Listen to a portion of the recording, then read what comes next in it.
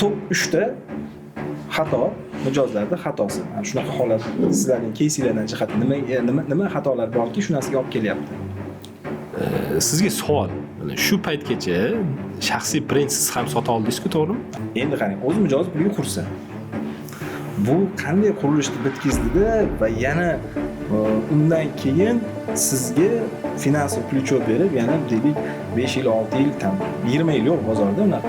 Shaxsiy brend bugungi kunda O'zbekiston bozorida, ya'ni tadbirkorlik biznes atmosferasida deylik, shaxsiy brend bu marketingda sotuv quroli sifatida top darajada ko'riladi. Lekin misol uchun mana 5 yildan 6 yil, 7 yilga raqamlar beryapti, muddatli to'lov qilib beryapti. Birinchi iltimos bu o'zbek tilida talab qilinglar hujjatni. Ya rus tilini bilmaslik ayb emas. Bugungi kunda umuman ayb emas. Assalomu alaykum. Jonshir aka. Assalom. Yaxshimisiz? Sog'ligingiz yaxshimi? Jonshir aka, xush kelibsiz. Rahmat. Mana biz muhim mavzuyimiz bor. Juda ham nima deydi, ko'plab insonlarga manfaat yetadigan bir mavzu. Bu qurilishda yuridik aspektlarni temasini ochib bermoqchi edik. Shunga sizni taklif qildik. Ozgina o'zingizni bizni kuzatuvchilarimizga tanishtirsangiz, shunga qarab keyin xohlasa davom etamiz. Alloh rahmat Sardor aka taklif uchun. Anchadan beri kutayotgandim. Ya'ni kimdir chaqirarmikan yo o'zim qilsammikan yoki kimdir chaqirarmikan degan. Chunki bu masala juda ham og'riqli, ya'ni qurilish masalasida ko'plab odamlar mana ijtimoiy tarmoq kuzatsangiz, 4 tadan bitta video shu qurilishdan norozi bo'lgan, kimgadir borgan, sudga borgan va boshqa videolar chiqadi. Xo'p, men ismim Jonshir Rustamov, advokatman. Lapar kompaniyam bor, yuridik advokatlik va yuridik konsalting bilan shug'ullanamiz. Mijozlarga va B2B, ya'ni yuridik shaxslarga xizmat ko'rsatamiz. Hozir kunda eng bir nechta xizmat turlarimiz bor. Oxirgi 6 oyda asosiy fokusimiz shu qurilish bo'lib qoldi. Nimaga desa, xo'p, shu nimaga degan savolni berilishini ko'p kutdim. Birinchi o'zim ijtimoiy tarmog'imda, Instagramda aytsammikan deb o'yladim, yo podkastda aytishim menimcha chiroyliroq chiqsa kerak. Qanday qilib qurilish masalasi bilan shug'ullanishni boshladim. Buni tarixi bir 2 yilga boradi. Shuni eslasam aniq bo'lib ketaman. Mana uy olib yeb qolganlardanman xolos. Hozirgi ko'pchilik uy olib vaqt ololmaydi yo quruvchi aldab ketadi. Menda ham xuddi shunaqa voqea bo'lgan. Va ichimdan o'tkazganligim uchun juda yaxshi bilaman buni. Va o'zim yurist bo'la turib, eng qizig'i, men bunda yuristlikda, ya'ni advokatlikdan oldin davlat tashkilotida 10 yil ishlaganman, turli lavozimlarda. Mana shu ishlab turgan paytimda bo'lgan bu voqea va aldanganman. Eng qizig'i, yurist bo'lib, hujjatni biladigan, tushunadigan odam bo'lib turib, o'zim aldanganman. Va shundan keyin bir voqea bo'ldi. Mana o'tgan yilda juda ham menga ta'sir qildi. Ya'ni bu qaysi voqea edi? Chet elda odamlar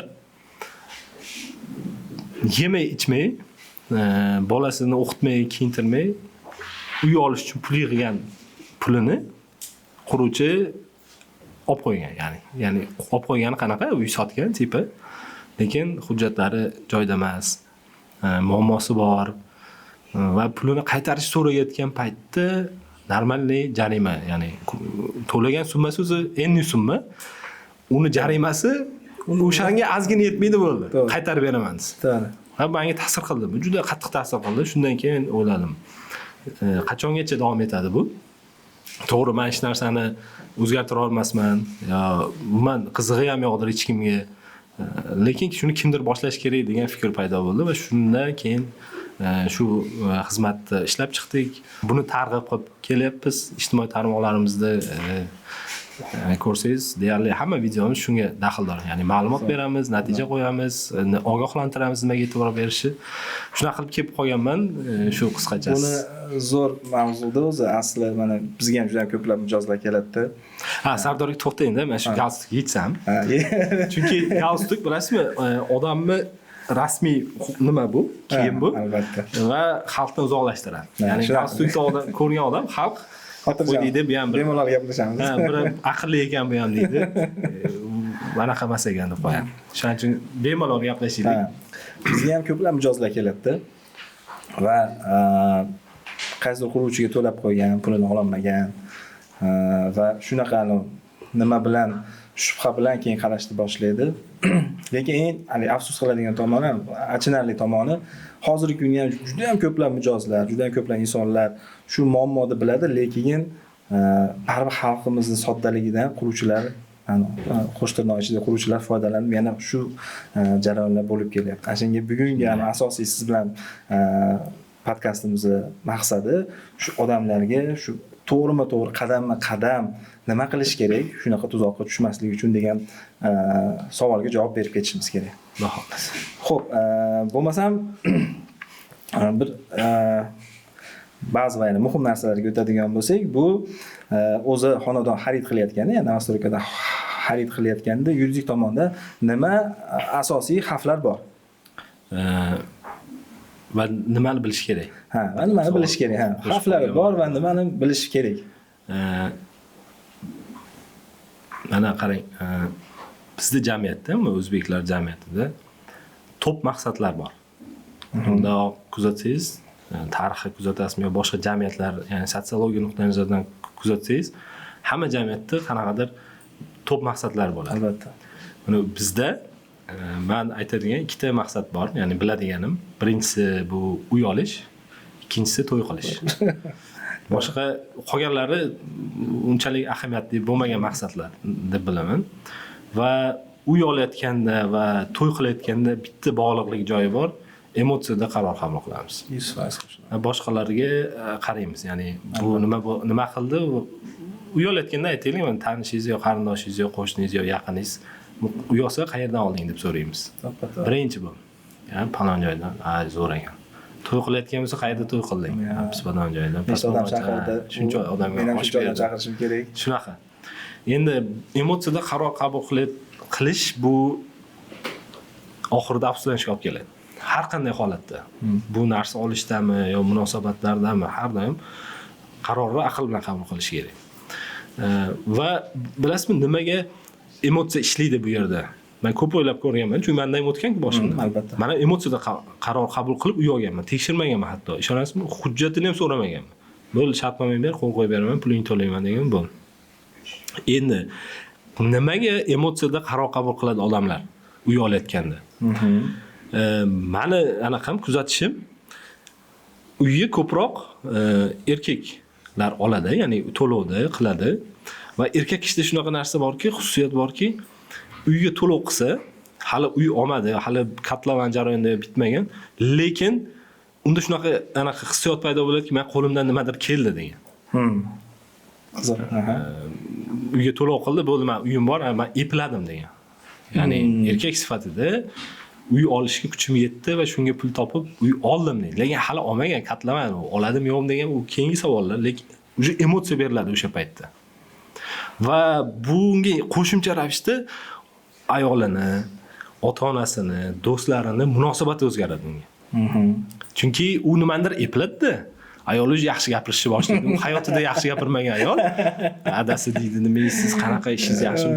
Qachon kelasiz ham so'ramaydi. Chunki epladi u. Nimadir qo'ylatdi. Ota-onadan ham xuddi shunaqa. Chunki ota-ona o'zini farzandini yaxshi kunini ko'rishi doim orzu qiladi va shuni ko'rish xohlaydi. Endi biz ham otamiz va o'g'limiz nimaga natijaga erishsa, biz ham xursand bo'lamiz.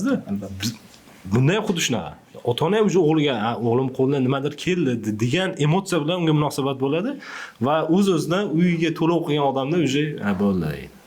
Men zo'r ekan degan fikr kelib qoladi. Endi mana shu holatda qanaqa instrument borki, sizni, ya'ni uy olayotgan odamni chalg'itmaslik uchun yoki to'g'ri qaror qabul qilishga yordam beradi. Birinchi navbatda men tavsiya qilayotganim, uy olishdan oldin obyekt tanladingiz, quruvchini tanladingiz, bordingiz, gaplashdingiz, hamma ma'lumotga ega bo'ldingiz, hujjat shartnomasini ham oldingiz. O'sha vaqtda qaror qabul qilmaslik kerak. Olish kerak, ketish kerak bo'ldi.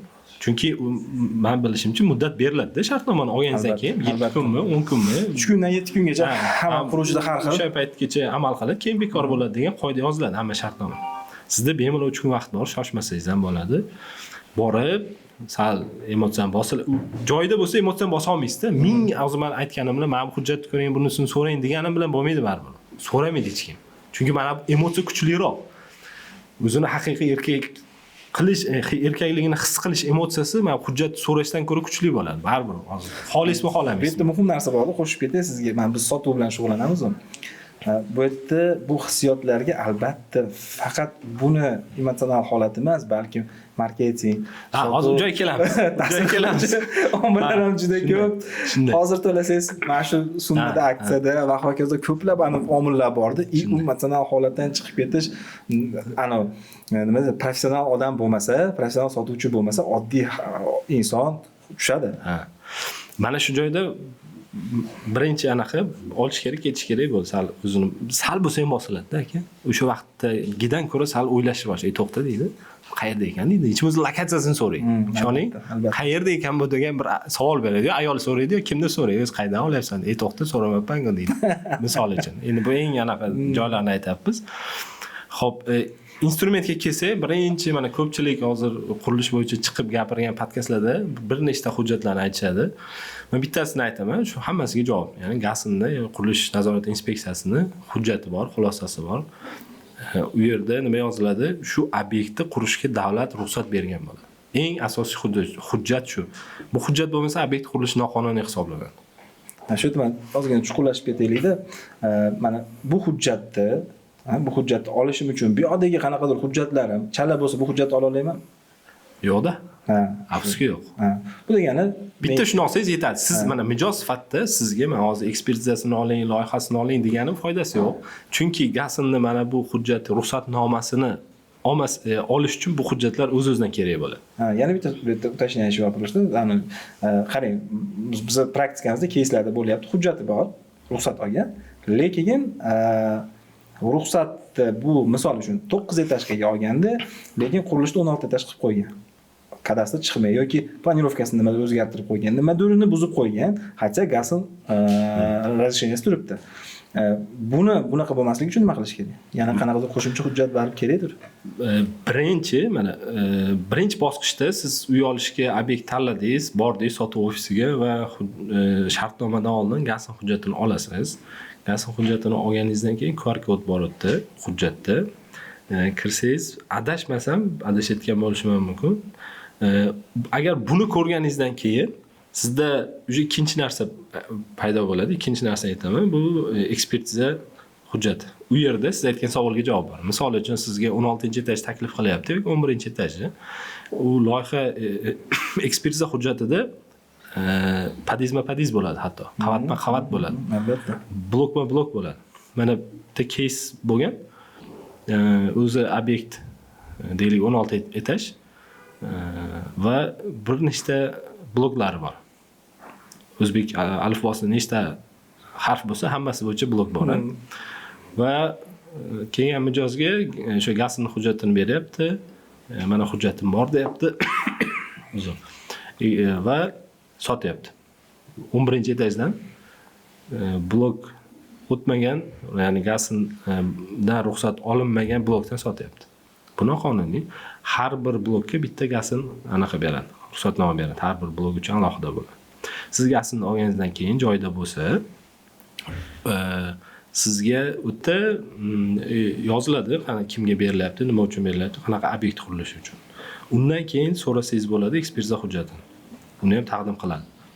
Yoki hozir bannerlar bor. Sotuv ofisida ham ancha qo'yadi. QR kodda hamma hujjatini qo'yadi. Siz ko'pchilik mana bizga murojaat qilayotgan yangi uy olmoqchi bo'lsa, nimani hujjatlarni tekshirtirmoqchi bo'ladi ba'zilar. Va biz aytamiz, shu hujjatlarni olib bering desak, borib so'rasa bermaydi. Quruvchining sotuv ofisidagilar. Unaqa holatda o'sha aytganimizdek bannerda QR kod bor, o'sha yerdan bemalol olsa bo'ladi. Yana bir instrument bor, uni keyingi savollarda menimcha tushuntirib beraman. Asosiy shu. Ikkita hujjat bilan tekshirsa bo'ladigan narsa. Bu faqat buni 100% deb aytmaymiz. Chunki aytganingizdek, inobatga biz hozir suhbatimiz davomida inobatga olmayotgan bir qanaqadir holatlar ham bo'lishi mumkin. Chunki yuridik jihatdan hamma narsani holatni ko'rmasdan turib javob berib bo'lmaydi-da. Ya'ni hujjatni ko'rmasdan turib men hozir hammasini sig'dirib bera olmayman bitta anaqaga. Birinchi dastlabki etapda shu bo'ladi. Lekin bu ham hali sizni 100% qaror qabul qilishga yordam bermaydi. Bu qurilishni hujjatiga doir. Endi shu qurilish obyektini quruvchi bitirib beradimi degan savolga siz javob berasiz. Qarang, mana keyslarda hisob aytadigan bo'lsak, mana bizda ham juda ham ko'plab keyslar bor. O'zimiz yaqinlarimiz ham mana shunaqa holatlar bo'lganki, qurilishga to'lagan gaz hujjatlari bo'lgan va 7-etajdan 9-etajdan sotib olgan. Mana bo'lgan voqea 9-etajdan sotib olgan, qurilish bitgan, kadastr chiqqan, borgan, qarasa qurilish 7 etaj. Nima qiladi bechora? Bizda ham shunaqasi bo'ldi. Mana Chilonzor deydi adashmasam. 9 etajga olingan, 10-11 etaj sotib olgan, hujjat qilib bera olmayapti, kadastr qilib bera olmayapti. Va nimasiga pul to'la olmaydi. Gaz yo'q. Gaz chunki ulamasi bermaydi-ku. Gaz yo'q, 2-3 yildan beri shunaqa holatda yashab kelyapti. Nima qilsak bo'ladi deb kelishdi-da. Endi quruvchi qilib beramiz boshqa degan. Qilib berdim yo'q bilmayman, lekin biz bilan ishlamadi ular. Mana shu yerda sizga qisqa buni rezyumirovat qilganda top 3 ta xato, mijozlarda xatosi. Mana shunaqa holat sizlarning keysinglardan jihat nima xatolar borki, shunasiga olib kelyapti.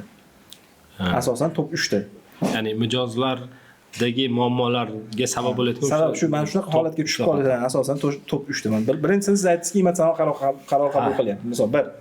Ya'ni ikkita nima bo'lishi mumkin? Qurilish obyektini va quruvchini o'rganmaslik, tarixini.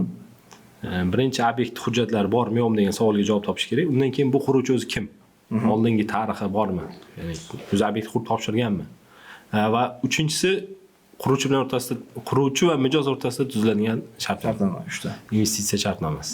Ikkinchi punkt zo'r nima qildingiz? Hozirgi kunda quruvchi kim degan savolga hozir mana boshlashdan oldin ham gaplashdik. Shaxsiy brend haqida hozir mana ko'plab quruvchilar juda ham shaxsiy brendga chuqurlashib ketdi va endi bilib turibmiz, shaxsiy brend bu birinchi o'rinda ishonch. Ya'ni bu odam kim, bu nima bilan nafas olyapti, qanaqa qadriyatlari degan narsalarni endi SMM komandalar, marketologlar zo'r ochib beryapti. Afsus, endi bu Instagramdagi kartinka real hayotimizga to'g'ri kelmasligi juda ko'p holatlarda bo'lyapti va mijozlarimiz xuddi shu ishonch bilan mana endi nomlarni aytishim shart emas, shu tuzoqqa tushyapti. Bu shaxsiy brendga fikringiz qanaqa? Shaxsiy brend bo'yicha men Instagramda bitta video qo'ygandim. Shaxsiy brend bugungi kunda O'zbekiston bozorida, ya'ni tadbirkorlik biznes atmosferasida deylik, shaxsiy brend bu marketingda sotuv quroli sifatida top darajada ko'riladi. Nimaga desa, bu endi boshlandi chunki. Menimcha yakuniga yetyapti. Va shaxsiy brendni hamma qurishi mumkin. Hamma deganda nima nazarda tutyapman? Misol uchun zo'r SMMchilar bor hozir. Zo'r shaxsiy brend quraman degan mutaxassislar bor. Ular ham Instagramda sahifasini yuritadi va sotadi o'zining xizmatini. Shularga ular aytgan summani bersam, mendan ham shunaqangi odam yasashadi, hatto o'zimni havasim keladi. Uni ko'rib. Chunki shaxsiy brendda ishlayotganda o'sha aytgan, siz aytib o'tgan va men aytgan mutaxassislar bizga chizib beradi. Ya'ni biz o'zimizni borimizni ko'rsatmaymiz. Ular ko'rsatib bergan narsani qilamiz. Chunki uni maqsadi biz unga zadacha qo'yamizki, sen shaxsiy brend qurish bo'yicha mayli, sen aytgan pulni beraman, lekin meni biznesimda sotuv bo'lishi kerak. U sotuv bo'lishi uchun qanaqadir instrumentlar bor.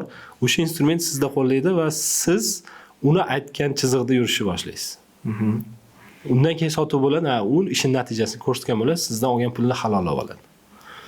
Ya'ni shaxsiy brend qurish aka ishoning muammo emas hozir. Albatta. Mana shu yerda birinchi offline brend quraylik. Mana birinchi hali ularga o'tmaylik, yana qurilishga o'tmasdan, prosta shaxsiy brend masalasida gaplashayotsak, offline qursangiz brendni, onlayn ana mutaxassislar ham kerak emas-da. Albatta. Lekin hozir unaqa emas. aytganingizdek onlaynda zo'r, lekin bu yoq shilta olib borib qo'yayotgan. Ha. Endi shaxsiy brend orqali uy sotishdagi muammo haqiqiy mana egalari emasda, ya'ni sotuvchi emas. Mana siz misol, mana siz misol deysiz, siz ham sotuv mana kompaniyangiz bor, Goodland degan. Goodland hozir endi men bilishimcha endi shaxsiy brendni boshlaydi. Sizni o'z sahifangizda menimcha 500 ta odam yo'q Instagramingizda. Shunaqa. Lekin kompaniya ochilgan 5-6 yil bo'lgan va yaxshigina anaqalar bilan ishlaydi. Kompaniyalar bilan, qurilish kompaniyalari bilan ishlaydi. Endi sizga savol, mana shu paytgacha shaxsiy brendsiz ham sota oldingiz-ku, to'g'rimi? Albatta. Endi sizga kerakmi shaxsiy brend? Hozir kerak. Endi nimaga kerakligini men aytay sizga. Ha, endi ayting. Chunki shaxsiy nima uchun sizga kerak? Mana bu yerda soxta shaxsiy brendlar Albatta. aldab odamlar ishonchiga kirib firibgarlik qilayotgan paytda haqiqiylar nimaga qilmasligi kerak? Mana shaxsiy brend qilish endi sizga yarashadi. O'zi oldin ham yarashgandir, lekin sizda offline borda, siz hozir auditoriyaga chiqib nimandir gapirayotganingizda sizga SMMchi yozib bergan gapni gapirmaysiz. Yo ChatGPT, Gemini qilib bergan gapni gapira olmaysiz. Xohlasangiz ham gapira olmaysiz. Chunki unaqa emasligini bilasizda ichingizdan. Va siz o'zingizni offlayndagi tajribangizdan kelib chiqib gapirsangiz, ana u ishonchliroq bo'ladi va to'g'ri narsani aytgan bo'lasiz. Chunki SMMchi mana qurilishda, yuristda SMMchi bo'lgan yo shaxsiy brend qurishga yordam berayotgan mutaxassislar, ular yurist emas, ular quruvchi emas, ular sotuvchi emas. U qayerdan oladi bizga kontent? To'ppa-to'g'ri. Sun'iy intellektdan oladi-da. Prompt yozadi, chiroyli qilib va bizga qilib beradi. Buni qarang, biz siz bilan tushunamiz, tushuntiribmiz. Lekin oddiy, sodda odam, misol uchun Andijon viloyatidan, Qo'rg'ontepa tumanidan, Toshkent shaharidan uy olmoqchi. Keldi o'sha yerdan. U bechora qanday ajratsin? U Instagramda kuzatib boryapti uni. U bilmaydi bu narsalarni. Nima qilsin u bechora? Qiyin savol berdingiz. Ha, qanday ajratsin? Mana hozir buni savolimiz o'zi asli nimadan kelib chiqadi? Bozorda juda ham ko'plab firibgarlar ko'payib ketdi. Endi mana qurilish sohasida katta pul aylanadi va katta pul bo'lsa, bu xohlaymizmi, xohlamaymizmi, firibgarlar bu yerda bo'ladi. Endi firibgar bilan haqiqiy, rostgo'y, o'zini ishini mutaxassisi, qurilish kompaniya quruvchilarni qanday ajratamiz? Chunki bu firibgar ham shunaqa chiroyli kartinka qilib qo'yapti-da, bozorga shunday chiqyapti-da. Tam aka qarang, meni kuzatuvimni aytaylik. Shu tajriba shaxsiy brend qilayotgan quruvchilarni ko'rsangiz, ular taklif qilayotgan produkt, ya'ni uy real bozorga to'g'ri kelmaydi. Misol uchun, deylik 500 millionlik uyga bozor narxi shunaqa. Lekin shaxsiy brendi bor kimdir chiqib sizga 200 millionga yo 300 millionga uy taklif qilsa, bu ana unga olib boradi, emotsiyaga olib boradi. Albatta. Sotuv bo'ladi. Lekin biz mana mijoz sifatida o'ylab ko'rsang, o'zi hamma joyda 500 million bo'lsa, bu nimaga degan savol o'zimizga berishimiz kerak-da. Ya'ni bu yerda nimadir bilan mijozlarni oqlashi imkoniyatini men bilmayman. Ya'ni qanday oqlasak bo'ladi mijozlar aldanib qolayotganini desangiz, men bilmayman uni. Men aytardim, mijoz o'zi aybdor. Chunki aka, aldanish bu aldanayotgan odam aybida, aldayotgan odam emas. Men shuni deb bilaman. Yani kimdir meni aldayotgan bo'lsa, men shunga ishonsam, bu meni aybim. Chunki menda instrumentlarim bor, tekshirib ko'rish aqlim bor, xushim joyida. Butun hozir hech bo'lmaganda sun'iy intellekt bor. Ja tushunmasam ham, yozsam shu odam kim desam, chiqarib beradi-da, firmasi kim bu o'zi, nima bu. Yoki boshqa yanada instrumentlar ko'pda, firmani tekshirish juda oson bugun. Kim bu o'zi, qarzi bormi, qura oladim degan savollarga javob topishdan muammo yo'q. MIP saytiga kirsangiz, qarzdorlik bo'yicha innesini kiritasiz, qarzi bormi ham ko'rsatib beradi. Soliqqa kirsangiz, soliqda saytiga, soliq o'ziga kirsangiz, o'tda ham innesini kiritasiz, bankrotlik holatdami yo boshqami nima bo'lsa, soliqdan qarz bor, uni ham ko'rsatib beradi. Hozir men qurilishi hujjati borligi bo'yicha ham so'rang dedim-ku, o'sha bo'yicha yana bitta instrumentim bor, uni keyinroq tushuntirib beraman. Uni o'zimiz qilganmiz. Bu ham oson bo'lishi uchun. Endi shuncha instrument bo'lib turib, aldanayotgan bo'lsa endi bilmadim aka. Albatta odamni o'zida. Lekin hozir muhim narsa bu yerda, ya'ni mana zo'r faktorlar aytib ketdingiz, ya'ni qanaqadir jozibador taklif. Bu bozorda yo'q taklif odamni nima deydi, xushyorligini yoqish kerak bo'lgan narsa. Ya'ni nimaga bunaqa arzon beryapti? Buni tagida nimadir bor. Chunki qurilish bu bir qanaqadir noyob bir nima emasda, arifmetika, hammaning kalkulyatsiyasi bir xil, yerda narxi bor, qurilishda narxi bor. Bundan kelib chiqib, misol uchun eksklyuzivnostga, misol uchun tam komfort segment, biznes, premiumdan kelib chiqib, loyihani plus minus narxi chiqadi. Va agar bu bozordan arzon taklif qilayotgan bo'lsa, bu yerda aniq qanaqadir podvog borligi 100% da endi. Shunday. Mana yana bitta mana shu yerda qo'shib ketaylik-da. Yana bitta jozibadorlik narxdan tashqari yana bitta joyi bor. Narx 1 milliard bo'lsa ham odamlar olishi mumkin. Buni yonida 20 yillik degan anaqa qo'shilsa. Ya'ni 20 yil sen shuni to'laysan. 5 milliondan, 6 milliondan, yo 10 yil to'laysan desa. Bu ham anaqaga ta'sir qiladi. Demak, narxi normalniy bozor narxi, lekin mana bu bunaqa joyi bor, ya'ni bo'lib to'lash degan bu ham o'ylantirish kerak. Chunki aytganingizdek, hamma narsaning hisob-kitob bor, qurilishda, hamma biznesda. Qanday qilib 2 yilda, 3 yilda bitadigan uyga menga 20 yilga bo'lib beradi, u zarar, qanday foyda qiladi degan savol berib ko'rish kerak. Men sizga mana siz shu soha aynan sotuv, qurilish bo'yicha mana bitta savol bersam sizga. Mana shu rassrochka qismi bor, bo'lib to'lash qismi. U qanaqa ishlaydi o'zi? Mana misol uchun uy 2 yilda bitadi, lekin menga 10 yilga taklif qilyapti bo'lib to'lash. U quruvchi foyda qiladimi shunda? Zo'r savol. Mana bu qarang. O'zi quruvchi o'zi tiksa, endi 20-30% qurilishni ob'yemini o'zi pul tikib, qolganini aksariyat holatda mijozlar puliga qurib kelyapti. Bozor shundan shakllangan. Endi qarang, o'zi mijoz puliga qursa, bu qanday qurilishni bitkizdida va yana undan keyin sizga finansiy plechо berib, yana deylik 5 yil, 6 yil, tam 20 yil yo'q bozorda unaqa, lekin misol uchun mana 5 yildan 6 yil, 7 yilga raqamlar beryapti, muddatli to'lov qilib beryapti. U hech qanaqasiga arifmetikaga chiqmaydi. Mana shu narsa o'ylantiradi. Endi men sizga bu narsani mana yaqinda o'zim ham bu narsaga chuqurlashib to'g'ri kelib qoldim. Nima holat bo'lyapti?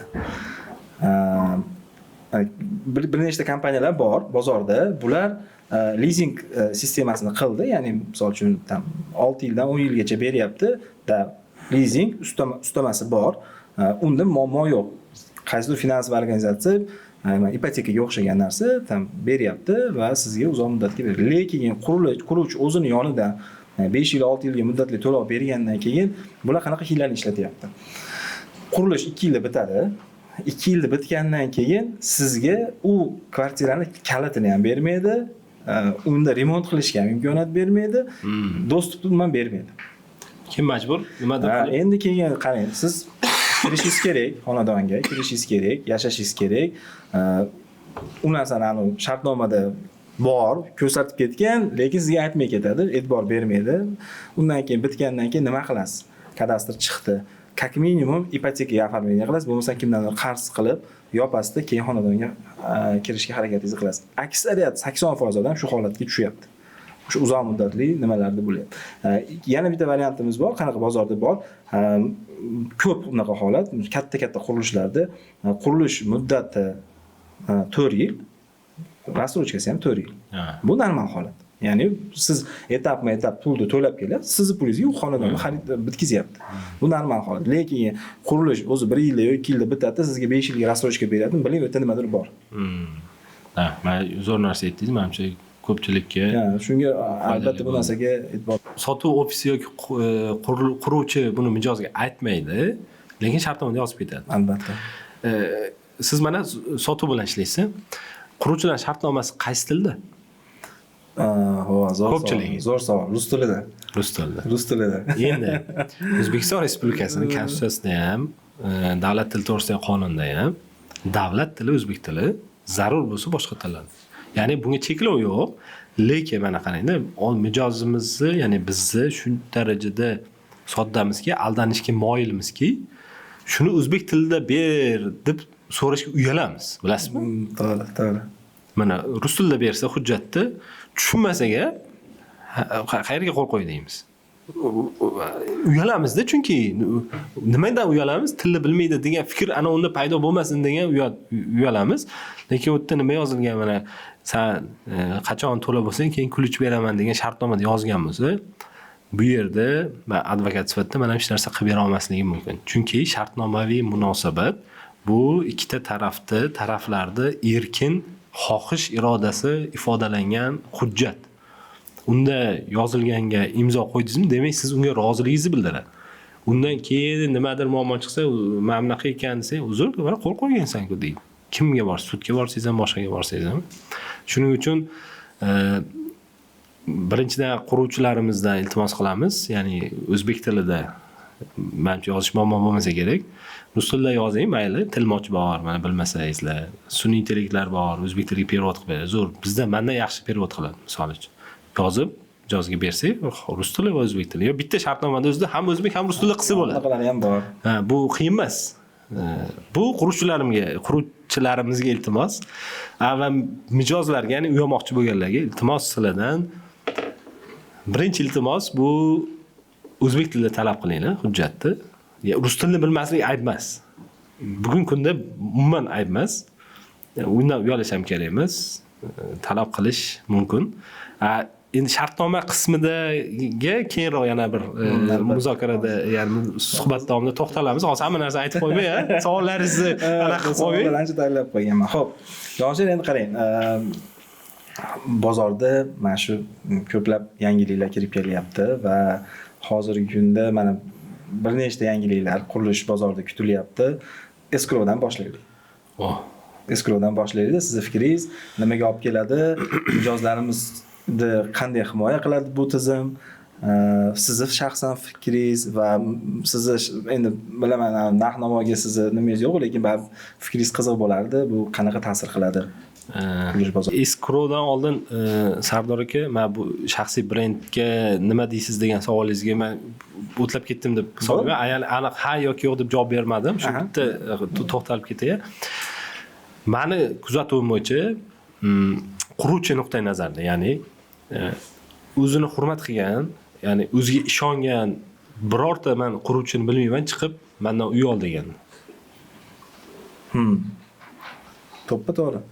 Mendan uy deb oldi. Chunki ehtiyoj yo'q unda. Albatta. Shundoq ham olishadi. Chunki uni biladi. Offline aytganda, offline'da zo'r u biladi. U reklama anaqa Instagram yuritishga ham hojat yo'q-da, misol.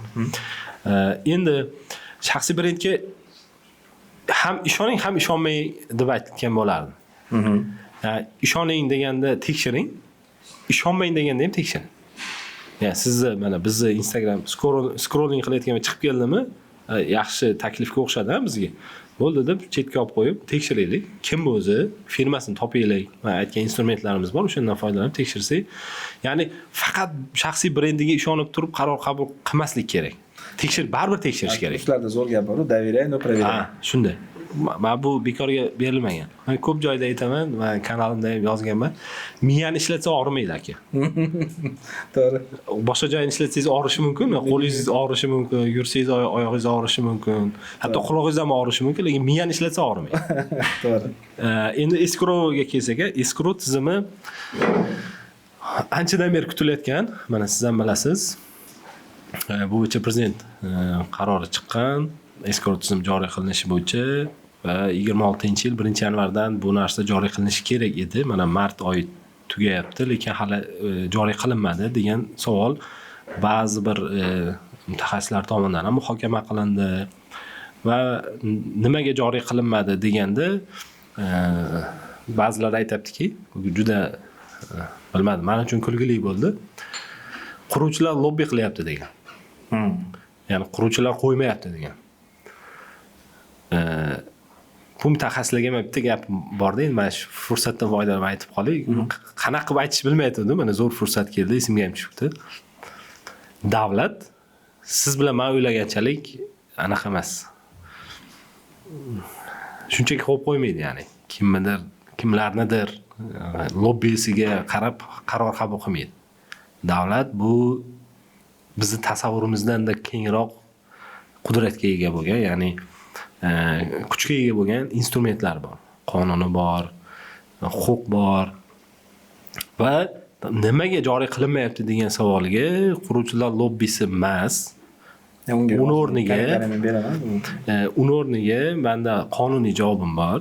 O'sha qaror ochib o'qishsa, shu mutaxassislar ham escrowni joriy qilish to'g'risidagi qarorda yozilganki, birinchi qilinishi kerak bo'lgan ishlar bor-da. Joriy qilishdan oldin qonunchilikka tegishli o'zgartirishlar kiritish kerak. Escrow bu hisob varaq asli. Mantig'i bankda sizda mana firma biz bor bizni. Hisob raqamlarimiz bor. Birlamchi, ikkilamchi, birinchi hisob raqami, ikkilamchi deydimi, ikkinchi hisob raqami degan ikkilamchi hisob raqamlari bor. So'mda bor, boshqa valyutalarda bor.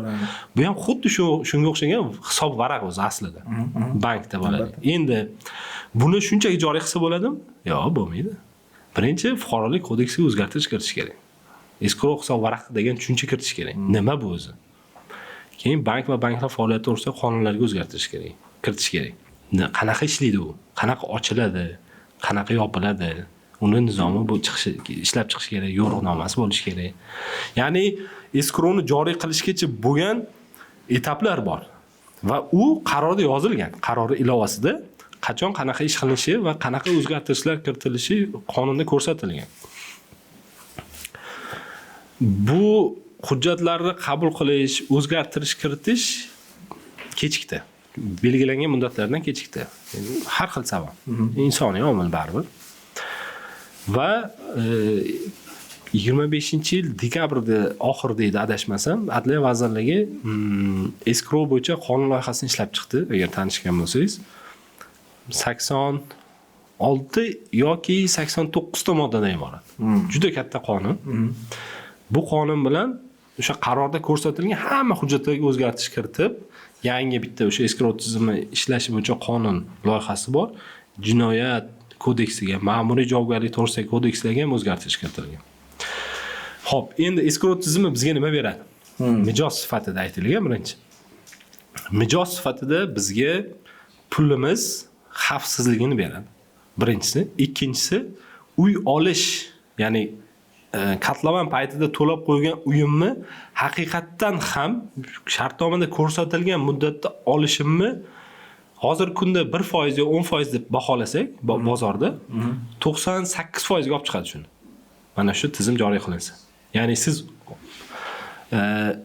emotsiyada qaror qabul qilsangiz ham, deylik, eng og'ir sharoitda ham 98% o'sha uyni olishingiz mumkin degan.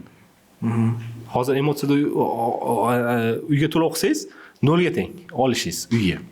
Pulingizni olish ham 0 ga teng. Lekin bunda 98% taxminiy bu foizda uyingizni olishingiz mumkin. Ja bo'lmasa 100% pulingizni qaytarib olasiz. Escrowning eng o'ziga xosligi, siz pulni quruvchini hisob raqamiga to'lamaysiz. Ya'ni biramchi, ikkilamchiga emas, escrow hisob raqamiga to'laysiz, uni bank boshqaradi. Quruvchi 30% ishni bajaradi, keyin asoslab beradi, qancha pul kerak unga. Misol uchun 10 etajli desak, 30% 3,5 etaj bo'ladi. 3 etaj deylik, 3 etaj qurdi, katlaman bilan, 2 etajli katlaman bilan birga podvalni 2 etaj qurdi. Shundan keyin menga 4-etajni qurishga, 5-etajni qurishga mana shuncha summa kerak deb asoslab bankka beradi, bank u pulni o'tkazib beradi. Ya'ni bu mijozga pulini xavfsizligi aytgan bo'ladi. Pulni xavfsizligi va uy olish imkoniyatini oshirib beradi. Endi qarang, har bitta narsada tosh tarozi borda. Bu xavfsizlik albatta nimadirga ta'sir qiladi. Ya'ni biz ekspert sifatida bu narsani ayta olamizki, narx-navoga ta'sir qiladi. Bu fikrimizga qanday qaraysiz? Narx-navoga ta'sir qilishi. Chunki bu yerda endi ko'plab omillar bor. Lobby bo'yicha gapiradigan bo'lsak, hozir mana biz bozorda eng yirik qurilish kompaniyalari bilan ishlaymiz-da. Ishoning, bugungi kunda bular уже escrowga tayyor. Rahmat sizga. Mana yaqinda bittasi tayyor. Yana bitta qo'shimcha qilaydi. Hozirgi kunda escrowni ixtiyoriysi joriy qilingan, banklar tomonidan ruxsat berilgan, majburiysi hali endi qonun qachon qabul qilsa keyin bo'ladi. Bitta bankka bitta quruvchi o'zi taklif qilgan, men qilmoqchiman. Menga hisob raqam ochib berdi. Bu o'sha aytganimizdek, mana boshida men gaplashayotganim, siz ham aytganingiz, o'zini hurmat qilgan, ya'ni o'ziga ishonib hujjatlar joyida bo'lgani uchun muammo emas eskrov. Eskrov kimga muammo? Hozir bu endi men mijoz tomonidan gapirdim, hozir quruvchi tomonidan ham gapirib beraman. Ya'ni nima degani bu quruvchiga va narx masalasiga meni fikrim ta'sir qilmaydi degan fikrim bor. Endi bu qanchalik to'g'ri yoki noto'g'ri bilmayman. Men taxminim, kuzatuvlarim asosida buni tahlil qilish kerak o'zi aslida. Ta'sir qiladimi yoki yo'q? Ta'sir qilsa qanchalik ta'sir qiladi? Necha foizga ta'sir qiladi narx o'zgarishiga, o'zgarmasligi? Mana o'zimcha qilgan tahlilimga ko'ra ta'sir qilmasligi kerak.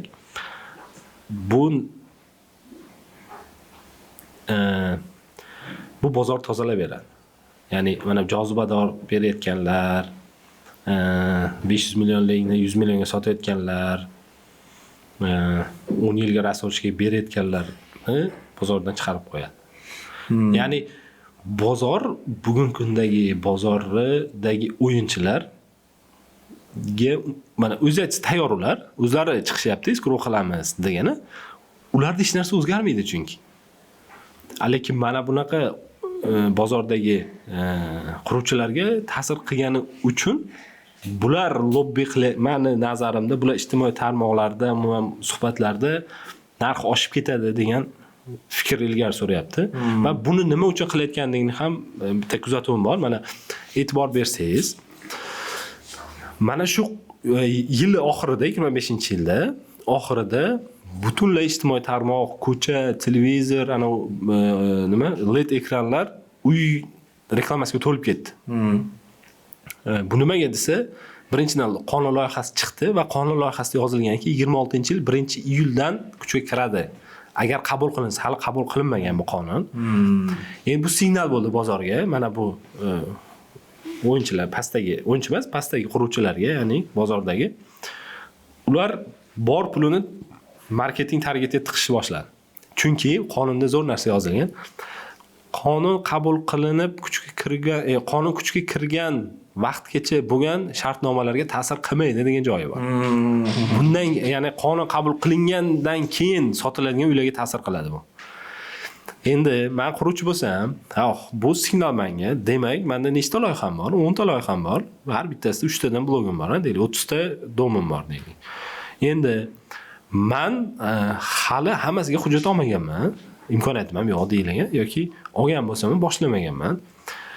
Hozir men kutadigan bo'lsam, bu qonun qabul qilinsa, 1-iyuldan kuchga kirsa, meni sotuvim, deylik, 5 ta loyihamdagi 15 ta domim 1-iyuldan keyinga qolib ketsa, men eskrov qilishimga majbur bo'laman.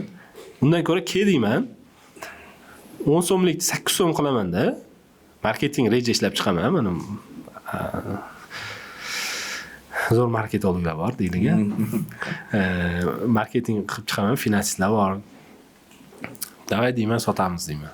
Nima bo'lsa bo'ldi, shu 1-yilgacha sotib olaylik, bu ham Xudo poshsho baramanlarimiz deyman. Xudo berib turibdi deyman. Sotishni boshlayman. Men shuni kuzatdim. Ya'ni butun hamma joy uy hali hujjat bormi yo'qmi degan savol bordi. Savol bor, to'g'ri. Narx-navoga keladigan bo'lsak, ekspert sifatida nima qilishimiz kerak degan, men bizga yaqin bo'lgan davlatlarda уже eskrov внедрение bo'lgan, ya'ni qilingan va nima bo'lgan uni oqibatida Rossiyani misolda oladigan bo'lsak, narx oshgan, keskin oshgan. Chunki bu yerda to'g'ri yirik quruvchilar tayyor, ularning hech narsa o'zgarmaydi. Chunki ular shaffof, mana belgi deymiz, shaffof ishlaydi. Bu yerda mayda juda quruvchilar narx pulga sotgan, netgan, shu narsa hamma narsa объявление bo'ladi. No, bu yerda baribir proyektni finansирование bo'lgan, bank nazorat bo'lgandan keyin bankning qanaqadir xizmatlari qo'shiladi. Endi bu yerda qancha bo'ladi, nima bo'ladi, qanaqa proseslar yana qo'shimcha bo'ladi va muhim narsa bu yerda quruvchining o'zini misol mijozlardan pulni oldi, shu yerda turibdi, proyektni finansирование bo'lgandan keyin buni muddati bor va u muddatida yetarli darajada pul yetkazib bera olmasa, bankdan foizga kredit olishga majbur bo'lib qoladi. Chunki bajarish kerak, majburiyatni olgan bu. O'shunaqa faktorlarning evaziga o'sish ehtimoli kutilyapti. Balkim bo'lishi mumkin. Endi men Rossiya bozori bilan bizning bozorda ancha farq bor. Ya'ni bor, albatta. Ya'ni aytmoqchiman, Rossiya bozorida eskrov joriy qilingandan keyin narx oshgan degan gipotezani olib bizga qo'llash menimcha noto'g'ri. Chunki u yerdagi bozor bilan u yerdagi bozor ishtirokchilari va o'yinchilarning o'rtasida O'zbekiston bilan u yerdan solishtirsa yer bilan osmoncha farq bor-da. Ya'ni iqtisodda u yerda qanaqa, bizda qanaqa. Baribir, ya'ni omillar ko'p, haqiqatan ham kuzatamiz Sardor aka nima bo'lishini. Qani kimni taxmini to'g'ri chiqargan, joriy qilinsa, balki o'shandan yana bitta podkast qilarmiz. Xo'p, ya'ni umumiy mana escrowni rezyumini qiladigan bo'lsak, bu mijozlarga foyda. Mijozga foyda. Endi quruvchiga o'tsak-a? Quruvchi tomonidan ozgina ochib beraylik, keyin mavzuga ketamiz. Quruvchilarga birinchidan quruvchilar saralanadi, chunki u yerda quruvchiga talablar bor endi. Hamma ham mana hozir siz ham men ham yurist bo'lib turib, qurilish kompaniya ocha olaman. Ya'ni MCJ ochib, uni qurilish bo'yicha faoliyatini belgilay olaman. Endi unaqa bo'lmaydi. Escrow bo'lsa, siz quruvchi tashkiloti yoki kompaniya ochmoqchimisiz? Sizga talablar bor endi. Kamida qancha 20 ming, 30 ming kvadrat metr qurib topshirgan bo'lishingiz kerak. Sudlanmagan bo'lishingiz kerak. Ya'ni bir qancha talablar bor, endi hozir esimda yo'q. Xohlagan pul purish ham, usta purish ham, hozir hamma degan deb yoqqa o'tib keta olmaydi endi. Quruvchiga aniq talablar qo'yilgan. Shu talablarga hatto mana qarang, siz ta'sischi sifatida ochsangiz ham, direktor tanlashda ham talablar bor. Hamma ham direktor bo'la olmaydi. Sizni qurilish bo'yicha tajribangiz bo'lishi kerak, mutaxassisligingiz bo'lishi kerak. Sudlanmagan bo'lishingiz kerak unda ham qanaqadir. Bu endi loyiha hali balki o'zgarib ketar. Balki umuman boshqacha bo'lar. Hozir biz o'qigan loyihadan umuman boshqacha bo'lar. Endi hozircha shunaqa yozilgan, quruvchilar ancha saralanadi va ularga talab qo'yilgandan keyin hamma ham quruvchi bo'la olmaydi. Shu nuqtai nazardan quruvchilarga sal hozirgi holatda saralanib bir haqiqiy mutaxassislar qoladi. Yildan joriy etilishi kerak. Kuchga kirishi kerak edi, qabul qilinsa, hali qabul qilinmadi. Xo'p. Yana bitta muhim yangilik. Prezident qarori bo'yicha 1-apreldan 25 milliondan ko'p summalar hammasi biznes rashodga o'tish degan narsa. Bu degani bizni qurilish sohasi ham xonadonlar xarid qilishda u summadan ancha baland. Bu degani to'lovlar biznes rashodga o'tib ketadi. Bu qanaqa hozir birinchidan protsesslar уже qanaqadir reglamentироваться qilindimi, qanaqa bo'ladi, xabaringiz bormi va u nimaga olib keladi degan savol. Xo'p, birinchi bundan maqsadni menimcha hamma aytdi. Juda ko'p gaplashdi mavzu. Ancha ko'p to'xtalish, takrorlash bo'lib qoladi. Qisqacha qilib aytganda, himoya qilish maqsad. Ya'ni sizni mulk huquqingizni, ya'ni bu pulingizmi, obyektmi, ya'ni nima bo'lsa ham tovar bo'ladi, mulkdan sizga mulk huquqi deb baholanadi qonun bo'yicha. Mulk huquqingizni himoya qilish. Bu qanchalik ishlaydi degan savolni bilmayman javobini. Ya'ni ko'zlangan maqsadga olib boradimi yo'qmi degan savolning javobini bilmayman. Va tartib ishlab chiqildimi desa, menimcha ishlab chiqildi va ba'zilari endi e'lon qilinadi. Qanaqa bo'ladi? Mana bank misol uchun siz naqd pulingiz bor, uni kartaga tushirishingiz kerak, borib bankka borasiz. 1% bank uslugasi bor deyilgan, 1.5% deydi. U sizga ortiq 100 ming so'm pulingiz 90 ming bo'lib qoladi. Men aytgan bo'lardim, birinchi tahlil balki qilingandir. Tahlilli natijalarini e'lon qilish menimcha maqsadga muvofiq, chunki bizda necha foiz aholi yoki o'sha pul topish imkoniyati borlarning necha foizi kartasida pul aylantiradi. Misol qancha edi? Summasi esimda yo'q. Yaxshigina pul chet eldan keladi bizga, valyuta. Ular karta ishlatadi, lekin u pul kartaga tashiydi bankomatlar orqali. Ya'ni 1% ga rozi. Bizda hozirgi kunda hozirgacha aholimiz uyda shu naqd ko'rinishda bolishdagi saqlaydi. Shunday. Endi uni naqdsiz ko'rinishga keltirish bu pul.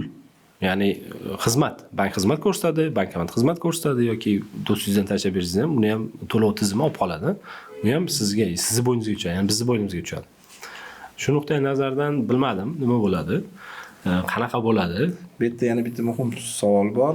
Kiberbezopasnost. U kartadagi tushgan pulni xavfsizligiga kim javob beradi degan. Hozirgi kunda bu firibgarlar va именно kartadan pullar yechilib qolishi juda katta bir global masala. Savollar ko'p, Sardor aka, lekin bu masalaga hozir batafsil to'xtalmasak bo'ladi deb o'ylayman, chunki birinchidan hamma gapirdi Sardor aka bu narsani. Iqtisodchi ham gapirdi, yurist ham gapirdi. Takrorlash bo'lib qoladi. Menda yangi fikrlarim yo'q bu bo'yicha. Shuning uchun ularning fikrini yana qaytib aytish, menda ham xuddi shunaqa fikrlar, lekin hozir takrorlasam xuddi o'zimga birovda fikrni aytayotganday bo'laman. Endi bitta narsa bor, aytishim mumkin bo'lgan. Naqdsiz shaklda qilish bu ezgu maqsaddir. Ya'ni ezgulikni ko'zlanib joriy qilinayotgandir. Lekin bu narsaga olib borishini bir o'lchab ko'rish kerak. Qanchalik bu boradi va meni kutilmam bizda yangi biznes g'oyalar paydo bo'ladi. Ya'ni yangi bizneslar paydo bo'ladi. Xuddi davlat raqami olishga borsangiz, u yerda bank kassasi yo'q. Bitta firma bor. U sizni pulingizni o'tkazib beradi, bankka xizmat haqi olib qoladi. Mana shunaqangi bizneslarni ko'payishiga olib kelishi mumkin degan bitta taxminim bor. Bundan ham tashqari firibgarlikni yana bitta usulini paydo bo'lishiga olib keladi. Shu kunda ham, mana hozir kunda ham soat sayin firibgarlikning usullari o'zgarib ketyapti. Juda ham qattiq. Bitta, misol uchun qurilishda bo'lsa, keyin plastikda, keyin Telegram akkauntingizni vzlom qilib odamlardan xuddi men qiynalib qoldimda surishni bilan tashlab berib, odam ishongan odam tashlab beradi. Yaqinda menga ham shunaqa bo'libdi. Xodimimizdan SMS kelyapti, yana hayit oldi, uyga ketgan, iftorlik qilaman deb. SMS kelyapti Telegramimga, assalomu alaykum, kartamga shuncha tashlab bering, iltimos, kerak bo'lib qoldi. Endi men xayolda aka, nima bo'ldi ekan? Bayramga ketuvdi, iftorlik qilib bermoqchi edi. Bozorda puli qolmay qoldimi ekan, yetmay qoldimi ekan. Agar bo'ldi kartangni berdisam, tashib uxlardim bo'ldi. Keyin sirasi telefon qildim. Keyin yo'q, men emas, uzmon bo'ldi. Keyin Telegram kirdimda yo'q deb yozdim unga, o'sha akkauntga. Nega deb javob berdi aka. Screenshot qilaman degunimcha qilolmay qoldimda. Qilganda ko'rsatdim hozir. Nega deb yozdi? Yo'q dedim. Nega deb yozdi? Mashiniksan-ku desam, yozishgan SMS'lar hammasini, oldingilarni ham udaldi qilib, meni cho'niga tiqib qo'yibdi. Qarang. Ko'ryapsizmi? Ya'ni biz balkim bunaqa usul bilan firibgarlikni rivojlanishiga va yana bitta firibgarlikni qilish mumkin bo'lgan usulni yaratib berishimiz mumkin. Umid qilamiz u narsa bo'lmaydi. Umid qilamiz. Xo'p, keling bo'lmasam yana bitta misol haqida gaplashaylikda. Mana hozirgi paytgacha gaplashdik. Qanday qilib bu holatga tushib qolmasligi, qanday firibgar odamga uchramasligimizni, xonadon xarid qilayotganda nimalarga e'tibor berishimiz kerakligini gaplashdik. Endi tasavvur qiling, men o'sha holatga tushib qoldim. Nima qilishim kerak? Mana firibgarga uchrab qoldim yoki to'g'ri yaxshi zo'r quruvchidir, lekin hozirgi kunda bir muammolarga kirib qolib, qochib ketdi, qurilishni oxirigacha yetkazmadi. Na pulimni ola olmayman, na xonadonni ola olmayman, na xonadon bitmayapti yoki kadastri chiqmayapti. Ko'plab keyslar bor. Ya'ni shu problemaga kirib qoldim. Nima qilishim kerak? Birinchidan yaxshi quruvchi bo'lsa bunaqa bo'lmas edi. Yaxshi quruvchi o'zi, lekin mana bu muammo bo'ldi. Demak, yaxshi quruvchi emas. Yaxshi quruvchi hamma narsani hisob-kitobini qiladi. Hamma nafaqat quruvchi, oddiy inson sifatida ham har kunligingizni, misol uchun, hisob-kitob qilasiz-da. Bunday shiftga qarab yotganda o'zim hamcha pulim bor edi, qanday nima ekan deb kartingizga qaraysiz, palon munchakkina qolgan bo'lsa, to'xta deysiz, nima qildim, shuncha pul deysiz, ertaga sal o'ylanishni boshlaysiz. Hammada, menimcha biznesda ham shunaqa, quruvchi ham shunaqa bo'lishi kerak, yaxshi bo'lsa agar. Xo'p, mana bu joyni aytmay ketibmiz, hozir esimga tushib qoldi. Naqd pulni hech qachon quruvchiga bermaslik kerak. Hech qachon. O'zim kassasiga ham topshirmaslik kerak. Mana ko'pchilik sotuv ofislarida kassa qilib qo'yadi. Mana nimada sotadi? Solnishniyda. cheklar sotadi bilsangiz. O'shanga olib keladi, misol uchun qo'yib, imzo qo'yib, pechat bosib beradi. Ha, bo'ldi, xursand bo'lib ketasiz, chek berdi-ku deysiz. Ha, bu yerda mijozlarga to'g'ri tushuntirib qo'yishimiz kerak. Biz misol yirik qurilish kompaniyalarida bankda mini kassalari bor. Ha, u bilan adashtirmasimiz kerak. Unda bank o'zining cheki bor. Juda solishlikda u print qilingan. Ha, unda muammo yo'q. Chunki u yerda bank nomi yoziladi, kassirlar anaqasi, nimalarda oddiy bitta sotuvchi bo'lsa ham pechat bosib. Men kredit house shunaqa qilgan aka. Ana xullas. Kredit house kassasi bor edi, anaqasida, sotuv ofisida borsangiz, o'zini cheki bor, o'shanda qo'yib beradi. U bankniki emas, o'zini xodimlari edi, misol uchun. Ya'ni naqd pulni quruvchiga bermaslik degani bu quruvchini kassasiga bermaslik degani u yerdagi bankni nazarda tutmayman. Agar bo'lsa zo'r. Mijoz uchun qulaylik yaratib qo'yibdi, malades. Respekt bunga. Lekin quruvchini prostaga o'ziga berish yoki qaysi sotuvchisiga berib ketish u juda eng katta xato. Hozir ham bor bunaqa. Endi to'xtatish kerak. Odamlar ham to'xtatish kerak, quruvchilar ham bu narsani to'xtatish kerak. U mumkin emas. Savdo qoidalarini buzish degan masalalar bor. Endi hop, hammasi bu bo'ldi deylik-a. Biz aytganlar bo'lmadi, baribir o'sha holat yana tushdik, xullas nima qilamiz? Birinchi bo'lib shartnomani o'qiymiz aka. Endi o'qiymiz. Endi iloji yo'q. ChatGPTga berib bo'lsa ham o'qiymiz endi. Rus tilida bo'lsa ham, ingliz tilida bo'lsa ham endi o'qiymiz. Boshqa variantimiz yo'q. Shartnomani o'qiymiz. Keyin yuristga boramizda. Advokatga uchraymiz, nima qilsak bo'ladi deymiz. Keling case sifatida gaplashaylik. Misollarda 6 oylik qurilish sohasi bilan ishlayotgan odam sifatida men case'larimdan chiqib gapirsam, bizni eng katta xatoyimiz ham shundaki, yuristga, advokatga oxirida boramiz. Xuddiki tishimiz og'rimasa doktorga bormaydiganda, yuristga ham xuddi shunaqa. Nimadir muammo bo'ldi, keyin boramiz. Unda stomatolog tishingizni olib tashlaganda, yurist ham ilojsiz sizni to'laqonli qanoatlantirmaydigan nimadir qilib berishi mumkin. Qilib beradi, og'ringizni qoldiradi, lekin bir joyingiz kemtik bo'lib qolaveradi-da, barmi? Endi case'lar nuqtai nazaridan aytadigan bo'lsak, bizga faqat shunaqalar kelyapti, lekin tekshirish imkoniyatlarimiz ham bor. Nima qilamiz bunda? Shartnomasini olamiz, o'qiymiz. Xo'p, shartnomada e'tibor beriladigan 2-3 ta punkt bor. Birinchi muddat, ikkinchi shartnomani bekor qilish asoslari va uchinchisi deylik qaysini aytsam ekan, ko'pda endi hozir qaydini muhimlarini aytib keting. Ya'ni prям haligi eng muhimi menga kelsa agar mana siz keldingiz, men oluvdim, qaror bo'lmadi, qurilish vaqtida topshirmayapti desa, birinchi bo'lib olamanda muddatini qarayman. Keyin shartnomani bekor qilish asoslarini o'qib chiqaman. Muddati o'tgan bo'lsa mayli, bu o'zim uchun qanaqadir galchka, lekin bekor qilish asoslari men uchun eng muhimi. Bekor qilish asoslarida nimalar yozilgan? Qachon bekor qilinadi-yu, bekor qilsam menga nima zarari bor? Hozirgi trend, ya'ni quruvchilar zo'r deb o'ylayotgan shartnomalari aslida qonuniy bir tomonni, lekin adolatsiz. Bir tomonga-da, bir tomonga adolatli. Zo'r deganda nima nazarda tutadi, bilasizmi? Ular zo'r himoya qilgan. Ular zo'r himoya qilgan. Lekin aka shartnoma unaqa bo'lmasligi kerak. Win to win degan qoida bor. Ya'ni ikkala taraf ham yutish kerak. Nima uchun men sizdan pul olyapman, men yutyapman, siz yutmasligingiz kerak. Nima uchun? Shu savol berib ketdi, mana bordim, mana boshiga bordim, shartnoma menga yurist bilan maslahat qildim. Yurist menga kerakli punktlarni aytib berdi.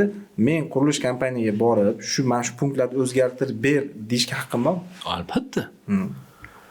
Uni o'zgartirmaydi degan tushuncha bilan yondashib nima qilsangiz, o'zgartirmasin. Siz nimaga unga rozi bo'lishingiz kerak?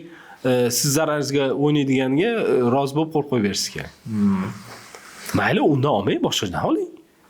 Xo'p, qarang, mana hozir keldikda, men o'rganib chiqdik shartnomani. Endi o'tda yana bitta narsasi bor, jarima. Eng anaqa. Hamma dod deydigan shu jarima. Jarimada qanaqa yoziladi? Hozirgi kunda hammasi yozilayotgani umumiy summa uy misol uchun 1 milliard bo'lsa, shu 1 milliarddan kelib chiqib 10% jarima agar bekor qilsang deb yozadi. Bu qancha bo'ladi? Yaxshi Matematika ana kalendorda o'qiganman-da. Xullas yaxshigina summa bo'ladi, lekin siz 200 million pul to'lagansiz bor yo'q. U hatto ana to'lagan pulingizni bir 80% yetib qoladi-da, qaytarib olishdan to'liq bo'lmaydi. Bunaqa nimaga quruvchilar bunaqa qilyapti? Mana bitta quruvchi menga aloqaga chiqdi-da. Xo'p, sen hozir jarima noqonuniy deyapsan.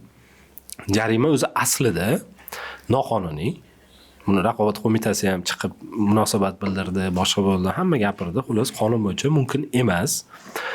Qachon mumkin desa, o'zi asli mumkin emas, lekin bular yozishga davom etishyapti. Nima deb asoslayapti? Ikkala taraf rozi-ku degan. Lekin bu adolatsiz bo'lsa, sud buni bekor qiladi. Qonuniy bekor qiladi. Tushuntira oldimmi? Mana misol uchun shartnomada 10% deb yozilgan. Bu qonun bo'yicha ikkala taraf shunga kelishdi, rozi.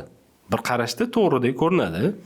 Endi qanaqadir nizo kelib chiqdi, muammo kelib chiqdi, sudga bordik, sudga berdik bekor qilishga. Hozir bunga ham tushuntirib beraman. Sudga borganda sud buni aytadiki, sen kelishib rozi bo'lganing qonuniy, lekin jarimani qo'llashing iste'molchilar huquqlari bo'yicha noqonuniy, ya'ni adolatsiz. Nima degani bu? Misol, sen mana uyni olsotsin bekor qildik. Uying turibdimi? Turibdi. G'ishtini olib ketmayapti. Yo, sementini olib ketmayapti. Turibdi. Aynib qolgani yo'q. Nabarot, sen hozir 100 so'mga sotgan bo'lsang, bu bekor qilsa, ertaga 4 so'mga sotasanmi? Bozor shunaqa-ku. Bo'lib bu yerda masala bu noqonuniy deydi jarima. Ana shu joyida bor vaziyat. Endi u menga savol beryapti. Sen hozir chiqib olib, odamlarni agitatsiya qilyapsan, odamlarga aqllilik qilyapsan, odamlar ham aqlli bo'lib qoldi ancha. Mendan mana bu narsani so'rayapti. Aqlli bo'laylik. Ha, nimaga men hozir nima qilaman? Jarimani qo'ymasam shartnomada, men qanday qilib mijozni shartnomani bekor qilmasdan ushlab qolaman? Ya'ni men bankka o'xshab qoldim-ku, menga to'ladi. 6 oy to'lab keldi, 7-oy to'la olmay qoldim. Men uni xuddiki 6 oy pulini saqlab turganman. Hech qanaqa foizsiz hech narsa yana qaytarib beramanmi? Men jarima qo'yganman, u ertaga jarimadan qo'rqib bekor qilmaydi-da, yana to'lashda davom etadi, qarz olib boshqa bo'lsa ham. degan vajja aytayapti menga. Aytdim, aka uzr. Zo'r, malades. Zo'r, mana marketologingiz ham zo'r ekan, buxgalteringiz ham, finansingiz ham zo'r ishlar ekansiz. Lekin siz mijozni ushlab qolish uchun vaqtida quring, vaqtida qiling.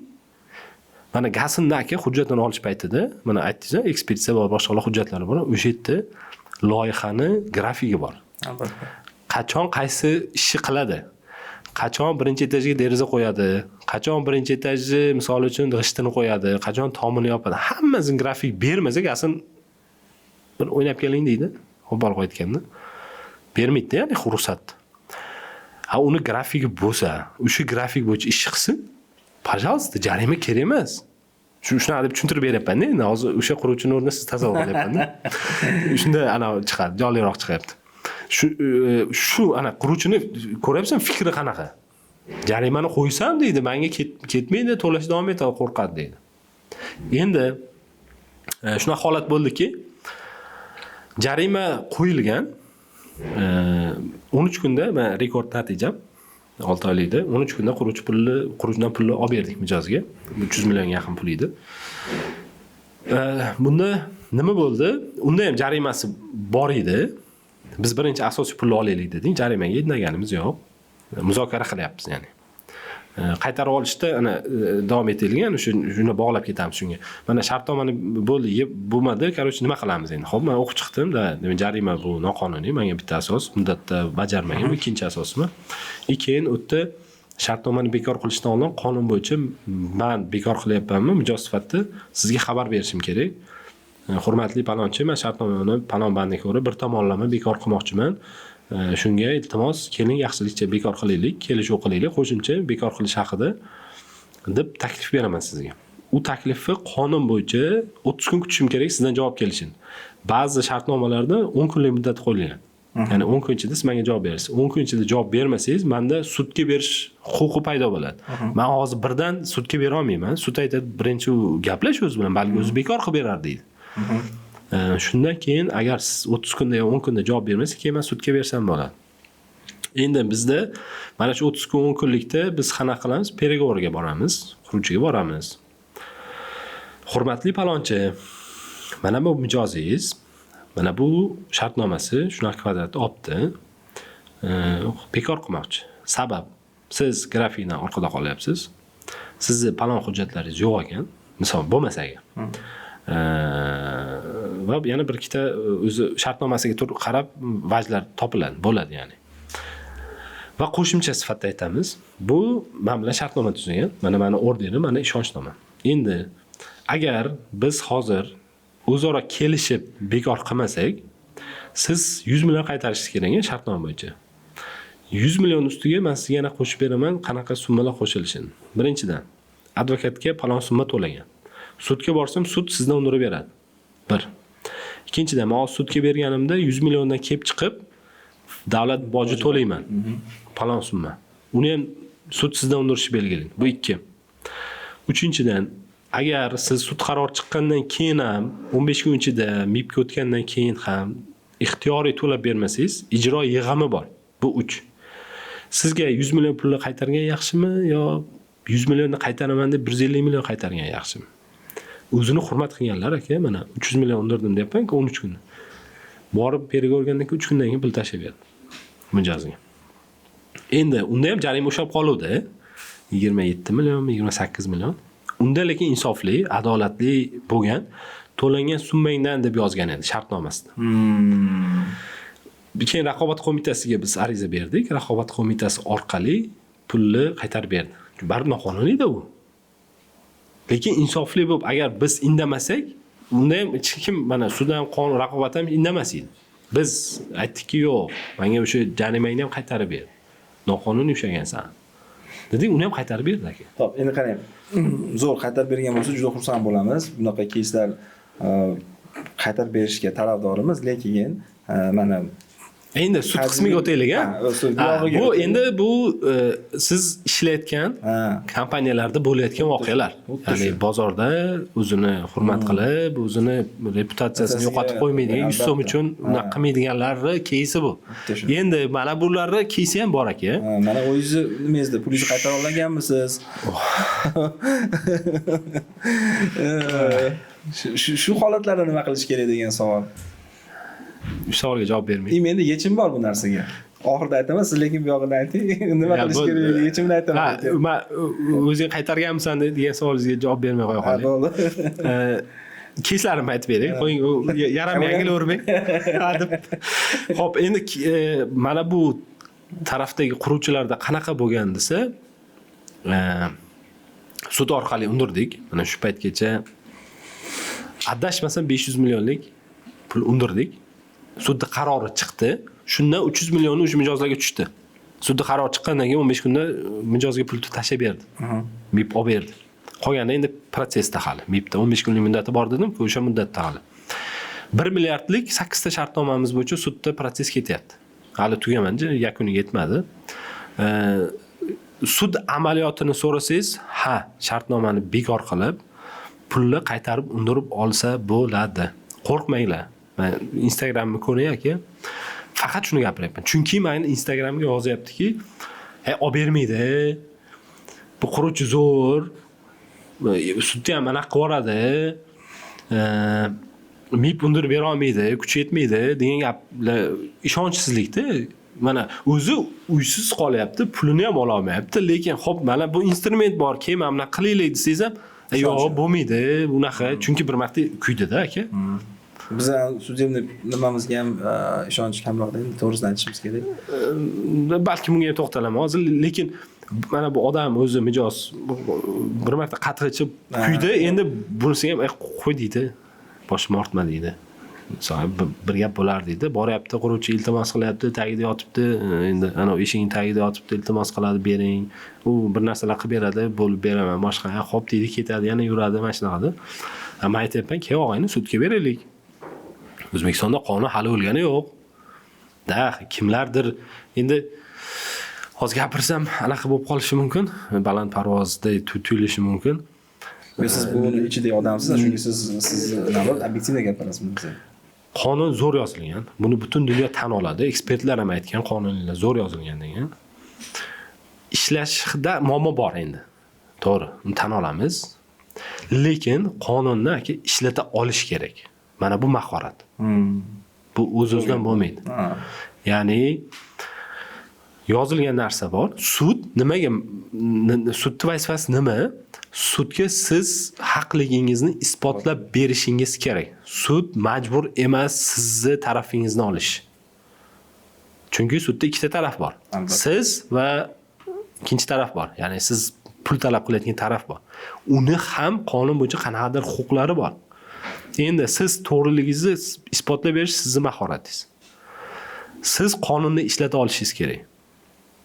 Oson bo'lmayapti, to'g'ri. Mana nima borda, mana sudga borsa, sud sizni foydangizga emas, uni foydasiga chiqarib qolsa, sud adolatsiz, qonun ishlamasin endi bor. Yo'q, qonun imkoniyat bergan aka. Agar sen shunaqa fikrda bo'lsang, mana yuqorisi bor buni. Unga ham ishonmasang, undan keyingisi bor. Taslim bo'lish kerak emas. Haq olinur, berilmas. Hech kim sizga "Men sen to'g'ri ekansan" demaydi. U kurashish kerak. Adolatga erishish uchun kurashiladi. Men bunda ham xuddi shunaqa.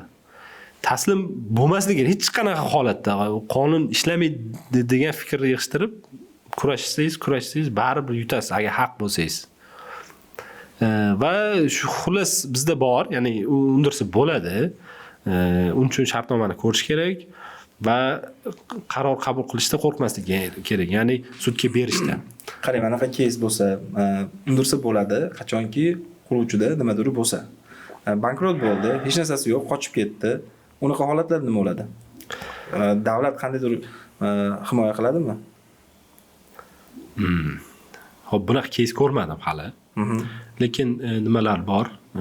Javobgar bo'lganlar bor. Mana firma aldagan, bitta uyga misol uchun 3-4 ta odam sotgan, jinoiy javobgarlik tortilgan va davlat mana shu yerda, ya'ni sud hokimiyati va nazorat qiluvchi organ, ya'ni prokuratura sudda ayblovni qo'llab-quvvatlayotgan paytda imkoniyat beradiki, bergan. Mana keys nuqtai nazaridan aytyapman, buni kelajakda emas, bu bo'lgan ishdan aytaman. Bir nechta keyslarda odamlarni aldab, obyekt bor deyilgan, yoki bitmagan bir narsa bo'lgan. O'sha holatda sud uni qamamaydi, imkoniyat beradi. Ya'ni qonunda bor, bu hech qanaqa noqonuniy holat emas, jinoyat kodeksida belgilangan. Va muddat beradi. Masalan, 1 yil, 2 yilda shu ishingni yakunlab, hammasini obyektini berasan. Bermasang keyin qamab qo'yaman deydi. Ba'zilari bundan xulosa chiqarib qilib yakunlab bergan. Lekin ba'zilari bor, foydasi bo'lmadi, ya'ni imkoniyat berilsa ham qurmadi yoki topshirmadi vaqtida. U qamalib ketdi. Endi hozir qonunchilikka o'zgartirish kiritildi-ki, 10 yil anaqada turadi. Qarzdorlar ro'yxatda, uni huquqlari cheklanadi, chetga chiqa olmaydi. Pul tushsa, pul aylantirsa, nima qiladi, olib qo'yadimi yeb. Mana shunaqa holatlar bor, lekin aytishingiz mumkin, bu qarindosh nomidan qilaveradi, boshqa qilish mumkin. Uni anaqasi yo'q. Shuning uchun biz anaqa jon kuydirib, "Voydod, ey, borma kuyasan" deyotganim sababim shunda-ki. Mayli, javobgar bo'ldi, qamaldi, o'tirib ham chiqar. Lekin siz bu yerda ana 100 million so'mingizni necha yil Rossiyada ishlab olib kelgansiz?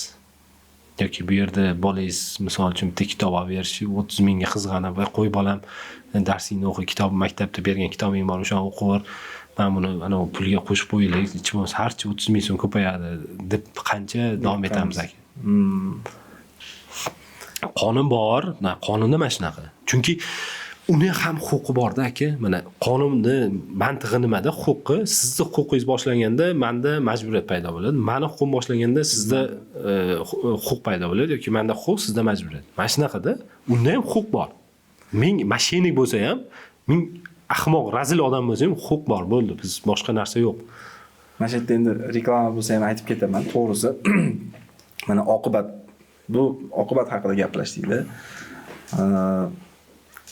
Buncha narsaga tushmasdan turib, xonadon xarid qilayotganimizda bilamiz, shartnomani yaxshi tushunmaymiz, hujjatlarni yaxshi tushunmaymiz, unga e'tiborimiz borganimizda emotsional qaror qabul qilamiz va hokazo ko'plab omillarni inobatga olganda, 500 millionmi 1 milliardlik xonadon xarid qilayotganda atigi shu yurist xizmatidan 1 million so'mga shu narsadan foydalanib to'g'risida shu narsalardan ketsak bo'ladi, shu narsalarni oldini olsak bo'ladi, to'g'rimi? Shunday ham. Oxir oqibatida 1 milliard so'mga kuygandan ko'ra, mana shu boshida bu arzimagan pulda, to'g'risi bugungi kunda 1 million so'm arzimagan pul to'lab, shu narsalarni, shuncha narsani o'zimizni xavfini oldini olib, shu xavflardan saqlansak, menimcha to'g'risi reklama bo'lsa ham, lekin buni aytib ketishim kerak, chunki bu arzimagan nimaga, lekin juda ham katta riskni oldini olgan bo'lamiz. Mana shu xizmat bor mana bizda ham.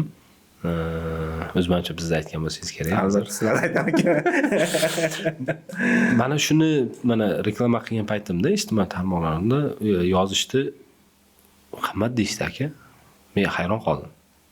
Mana qarang, $50,000 shundoq berishga rozi-yu, lekin shuni hujjatini tekshirtirishga 1 million berishga qimmat deyapti. Hayronman. Lekin mutaxassislar mana shu qurilish bo'yicha mutaxassislar bilan gaplashganimda, quruvchilar bilan mana shunaqa xizmat yo'lga qo'yganman desam, necha pul deydi? 1 million dedim. Nima dedi? 1 million? $50,000 ga uy olayotgan odamga 1 million so'mmi dedi. Ya dedi, bir kami $200-300 bo'lish kerak edi. Yo'q, men maqsadim pul qilish emas. Odamlarga o'rgatish.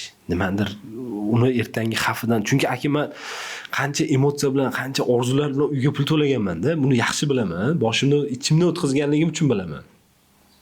Mana shu orzularda sarob bo'lishi bu puldan qimmatda, 20 ming, 30 ming, 50 mingdan qimmatroq men uchun. Bu orzularim men uchun uchib ketdi endi. Endi men qo'rqaman yana bir to'lashga. Hozir ham qo'rqaman aka, ishonning. Hozir ham 5-6 ta firmaga yozdim, kontaktni olib, lekin o'zim bilaman o'rganishni. Bizga kelavering. Lekin men qo'rqaman. Yuristdan bor tanish. Xudo xolasa. Nasib qilsin. Ya'ni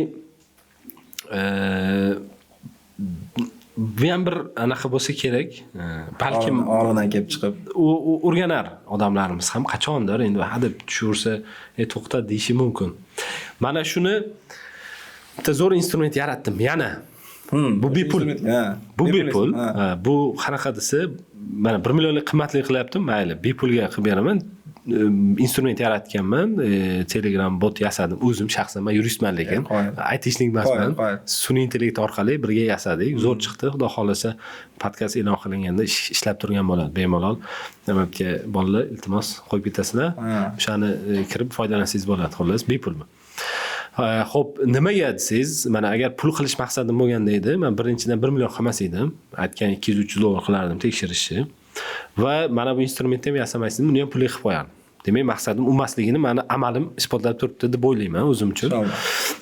Va bu nima instrument? Bot yasadik, xullas, botga kirsangiz, Novastroyka bo'limi bor. Novastroyka bo'limiga kirasiz va u yerda sizga ikkita variant chiqadi. Yo geolokatsiya bilan tekshirish yoki tadbirkorlik o'sha quruvchining INNS orqali tekshirish. Geolokatsiya orqali tekshirishni bossangiz, geolokatsiyangizni yuborasiz, birinchi variant, yoki o'sha tanlaysiz kartadan qayersa obyektligini, qayerdaligini o'zingiz. Tanlaysiz va o'sha hududdagi 500 metrlik radiusdagi nechta obyekt bo'lsa, sizga obyektlarning hammasini ko'rsatadi. 4 ta kategoriyada ko'rsatadi. Birinchisi jarayonda, ya'ni qurilish davom etyapti. Tugallangan bu obyekt tugallangan, davlat qabul qilgan, ya'ni gosperium deydi, buni ko'cha tilida. Uchinchisi muzlatilgan. Bu muzlatilgan degani bu qanaqadir hujjatlari yo'q, shu uchun hali qurilish to'xtab turibdi degan. Muzlatib qo'yilgan, agar hujjatlar to'g'rilansa yana davom etadi qurilish degan va to'xtatilgan. Bu umuman hujjat yo'q degan. 4 ta kategoriya bo'yicha hujjatlarni beradi. Obyektlarni ko'rsatadi, quruvchisi kim, gazdan ro'yxatdan o'tganmi, hammasini beradi va gazning hujjatini olish imkoniyatini beradi sizga. Hujjatni ko'rish degan tugma bor, bossasiz, sizga hujjat chiqarib beradi va qachon obyekt tugatilishigacha bo'lgan muddatni ko'rsatadi. Misol uchun 100 kun, 900 kun, masalan 300 kun muddat ko'rsatadi, xolos. U muddat orqaga yuradi doim. U aytganimizda quruvchini anaqasidan, grafikdan kelib chiqib hisoblangan. Ekspertizalari ham bor, hamma hujjati bor, xolos. Endi INN orqali tekshirishdan bu ham xuddi shunaqa, faqat bunda quruvchini INN'sini bilishingiz kerak. Buni qanday bilaman desangiz, o'sha aytganimizda banner bor. Hamma qurilish obyektida, sotuv ofisida ham qo'ysa kerak. O'sha yerda INN'si yoziladi. INN degan bu ster o'zbek tilida. 6 9 raqamdan 9 iborat. raqam. 9 raqamdan iborat. O'shani kiritasiz va mana shu INNdagi mana shu tadbirkorlik subyekti qurgan yoki qurayotgan obyektlarning hammasini beradi sizga. Shu paytgacha mana aytdik-ku, quruvchini tekshir deganimizga mana shu instrument ishlaydi. Misol uchun palon quruvchini INNsini topdi. Buni o'z tarixi bormi deganda o'shani INNsi kiritsa, u yerda nechta obyekt topshirgan, nechtasini qurgan, nechtasi to'xtatib qo'ygan, hammasini chiqarib beradi bot. Bu yangilanib turadi ma'lumotlar. Hozirda o'sha botni bazasida 40 mingta obyekt bor ekan. 40 mingta obyektni joylashtirib chiqdik. Shu instrument ishlaydi. Bu bepul, buni tekshirish. Lekin bu yakuniy qaror qabul qilish emas. Shuni to'g'ri tushuninglar. Yakuniy bu va bo'ldi deb mana jarayonda bo'lsa yoki tugallangan bo'lsa, bo'ldi va oson bo'lar ekan degan anaqa kelmanglar xulosaga. Yana bitta joyi bor. Biz siz bilan sal orqaga suruvdik, mana shu joyga keldik mana, hozir aytsak bo'ladi, shartnoma. Shartnomani albatta u boshqa masala endi. Bu birinchi aytganimiz obyektni va quruvchini tekshirish instrumenti. Shartnomani o'yladim, bot yasayotgan paytimda AI ga o'qitib, AI orqali qilsam ishim osonroq bo'ladi deb o'yladim, lekin bundan voz kechdim. Nimaga? AI ga ulamadim va AI da tekshirtirmoqchi emasman. Agar botga o'sha qaror qabul qilsangiz, bo'ldi shu quruvchidan olaman desangiz, keyin shartnomasini olsangiz, bot orqali yuborasiz. Biz AI siz yuristlar o'tirib tekshiradi. Nima uchun bunday qilding desangiz, hozir AI zo'r-ku desangiz, yo'q deyman. Yuridik jihatdan, qonuniy jihatdan har bir holat individual. Ya'ni qaysidir jihatlarida o'xshash takrorlanuvchi bo'lishi mumkin, lekin sizni qaror qabul qilishingizga men AI da tekshirtirib uni qila olmayman. Mas'uliyatni unga yuklab qo'ya olmayman. Va yurist tekshirayotgan paytda sizni holatingizdan kelib chiqib tekshiradi. Yurist savol beradi. Misol uchun, grafigi 8 million yo 10 million ekan deyilgan. Hammasi joyi zo'r bo'lgan taqdirda ham, ya'ni sizning manfaatingizga ham hech qanday zarar yetmaydigan darajada adolatli quruvchilarimiz yozgan bo'lsa, shunda ham bitta savol beradi yurist eng oxirida. O'ldim deganda. Grafikdan kelib chiqib 10 million ekan yo 15 million ekan. Moliyaviy ahvolingiz qanday degan savol beradi. AI lekin u savolni bermaydi. Hozir shartnoma zo'r ekan, lekin siz hisoblab ko'rdingizmi, mana shu 3 yil davomida byudjetingizdan, shaxsiy byudjetingizdan shu pulni ajrata olasizmi? Agar ajrata olmasdan to'xtatib bekor qilmoqchi bo'lsangiz, endi sizda mana bu risk paydo bo'ladi deb aytamiz. Shu yerda bitta savol bermoqchi edim, savolga ham javob berib qo'ydingiz. Shu xonadon xarid qilish jarayonida o'zi asli yurist kerakmi degan savolga javob berdingiz. Endi ikkinchi tomoni, mijozlarga yurist kerak. Quruvchi tomondan-chi? O'zi endi birinchi navbatda quruvchiga kerak. Chunki qarang, ana stomatolog masalasi bor-ku, og'rigandan keyin borish. Bu ham quruvchiga taalluqli-da. Hozirgi quruvchilar ana shartnomalarni ko'ring-da, hammasi shablon. Chunki men ChatGPT yozib bergan. Ko'p quruvchilar bilaman, mana shablonli shartnoma hammada aylanib yuradi. Bu sizda bo'lsa, menga berdingmi? Shunday yozib ketaveramiz, lekin men ko'p aytyapman, lekin hech kim quloq solmayapti xullas. Lekin quruvchilarga ham yetkazib beradi. Devorga tekkan payt qiyin bo'lib qoladi. Shablon nafaqat quruvchi, hech kim shablondan foydalanmasligi kerak. Men o'zimni manfaatimda aytmayman, ya'ni mendan oson demayman. O'zi yozsa ham bo'ladi. Albatta, sal men buni ishlatsa og'rimaydi deganda yozsa bo'ladi. Oxirida bitta ko'rsatsa bo'ladi. Nima qilsam, to'g'ri yozdimmi dema. Endi shablonni hech kim foydalanmasligi kerak, chunki shablon bu shartnoma boya aytgandek erkin shaklda, faqat qonunning talabi bor.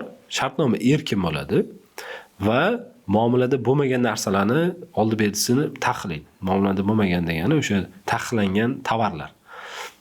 Hozir nomini aytsak, Averton oynasi bo'ladi. Hamma biladi xolos nima nazarda tutayotganimni. O'shalar bo'lmasa bo'ldi. Qonun boshqa talab qo'ymagan shartnomaga. Xohlagan narsangni yoz deydi. Kelishsang bo'ldi, ikkala tarafin rozi bo'lsa bo'ldi deydi. Shundan kelib chiqib, mana siz shartnoma tuzayotgan bo'lsangiz, siz o'zingizni holatingiz va kelajakdagi biznes rejangiz bor. finansingiz bor, boshqasi bordan kelib chiqib yozishingiz kerak. Sizni shabloningiz, sizni yozgan shartnomada mana shu narsalar inobatga olib yozgan bo'lsangiz, men uni sizdan olsam, meni lekin finansingiz holatim, cash flowim, boshqa holatlarim unaqa bo'lmasa, menda ishlamaydi bu. Pul olaveraman, lekin u ishlamaydi. Meni himoya qilmaydi. Ertaga mana hozir aytganimda, sudda yoki muzokara paytida yutqizib qo'yadi menga. Misol uchun. Nima qilish kerak desa, hozir boya qistirib ketdim, ya'ni quruvchilarimiz zo'r shartnoma deganda o'zlarining manfaatida yozilgan, adolatsiz va qonuniy deb o'ylayotgan shartnomalarni nazarda tutishadi-da. Lekin unaqa emas. Sud aytganimdek, ham qonuniy, ham adolatli ko'radi. Hujjat, ishi. Agar qonuniy va adolatsiz bo'lsa, yutqizasiz uni. Shartnomada, endi o'zini hurmat, endi ko'p aytdik shu aytmanga. Shartnomada har qanday biznesda win-to-win qoidasi ishlash kerak. Ya'ni siz win-to-win degan g'alaba, ikkalamiz ham g'alaba qilishimiz kerak. Men sizdan quruvchi sifatida pul olyapmanmi? Men yutdim, pul oldim. Endi siz ham nimadir olishingiz kerak. Agar siz yutmasangiz, demak men mashining bo'laman-da. To'g'ri. Shuning uchun quruvchilarga maslahatimiz yurist qanaqa fikr borda, Sardor aka, quruvchilarda birinchidan hamma narsa pulga bog'liq, chunki mijozlar pulga qurilyapti va u teng-tengigacha hisob-kitob bo'lgan. Yuristga misol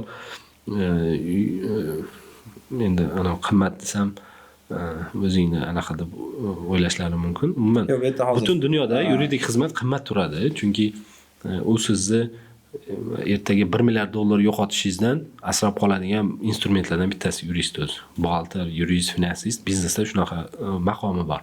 Men aytamanki, biznes egalariga, hozir ishlayotganlarga har kuni bir marta bo'lsa yurist bilan gaplashish kerak. Har kuni. Mana siz biznes egasiz, siz har kuni o'zingiz yuristingiz bilan, yo outsourcedagi yuristingiz bilan, finansistingiz bilan, buxgalteringiz bilan gaplashish kerak. Ahvol qanday? Qayerga qarab ketyapmiz? Nima o'zgarishlar bor meni sohamda? Ana shunda sizni biznesingiz korporatsiya darajasiga chiqib, gullab yashnaydi. Yurist bilan gaplashmagan biznes egasida biznesi xohlagan darajaga chiqmaydi deb o'ylayman men. O'zim sohamdan kelib chiqib, endi o'zim mana qilib qo'ygan. Lekin bu oltin qoida, mana yaxshi tadbirkorlardan so'raysiz, har kun gaplashadi. O'sha siz bilan men bilgan nomlarni aytishimiz shart bo'lmagan zo'r tadbirkorlar har kuni men bilan gaplashadi. Bir marta bo'lsa ham bir 5 minut, yaxshimi, hech bo'lmasa yaxshimi deb so'rab qo'yadi. Shunaqa biznes egalari bor, umuman gaplashmaydi yuristlar bilan. Xo'p, endi qimmat deb o'ylab olmasligi mumkin outsourcega. Hech bo'lmaganda shartnomasini tuzdirish mumkin. Ja bo'lmaganda. Chunki yurist buni holatdan, sizni holatingizdan kelib chiqib men tuzib beraman siz shartnomaga. Men shartnoma tuzayotganda so'rayman sizdan. Mana bu narsa nima bo'ladi? Hop kechiksa nima bo'ladi? Uni nima qilamiz? Yoki misol force majeure holatlar. Ba'zilar aka davlat tashkilotlaridan hujjat ola olmaslik deb force majeure'ga kiritib qo'yibdi. Qonunda force majeure bor o'zi. Karantin bo'lsa, yong'in bo'lsa, favqulodda holat e'lon qilinsa, yoki ko'chish bo'lsa, bir narsa zilzila, boshqa o'shalar force majeure, tabiiy hodisalar. Bular davlat menga hujjat bermasa, force majeure deb xohlagancha uzaytiraman deydi. Shartnomada muddatini. Unaqa bo'lmaydi, noto'g'ri. Shuning uchun hech bo'lmaganda shartnomani tuzdirish mumkin yuristga, undan qochish kerak emas. Shundagina mijoz oldida ham uyalib qolmaydi. Ertaga mana bunaqa biz ko'rayotgan keyslar ham bo'lmaydi. Xotirjam maza qilib ishlaydi.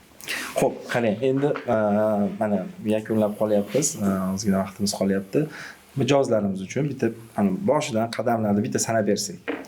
Men sizdan suhbatda tushungan narsalarni aytib bersam, qayerdadir xato ketsa to'g'rilab ketasiz. Men mijozman, xonadon xarid qilmoqchiman. Birinchi qiladigan ishim qaysidir xonadonni tanlash. Bordim, ko'rdim, hissiyotga berildim. Yo'qdi, lekin hissiyot birinchi o'rinda emas, aqlni ishlatishimiz kerak. Ya'ni quruvchidan birinchi o'rinda qurilishga ruxsat etuvchi hujjatlar, ya'ni bu yerda Gasen ekspertizani so'rab oldim. Olganimdan keyin qo'shimcha shartnomani ham oldim. Oldimda va o'zimga agar nima deydi, toqatim va qanaqadir bilimim yetmasa, afzalroq yuristga bordimda, shu 1 million so'mni to'ladimda va umumiy qurilish bo'yicha, shartnoma bo'yicha tavsiyalarni oldim. Olganimdan keyin agar menga bu shartlar to'g'ri kelsa, borib xavfsiz xonadon xarid qildim.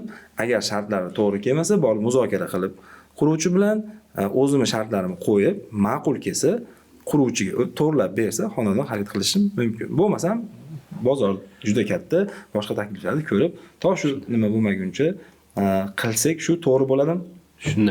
Shunday to'g'ri bo'ladi.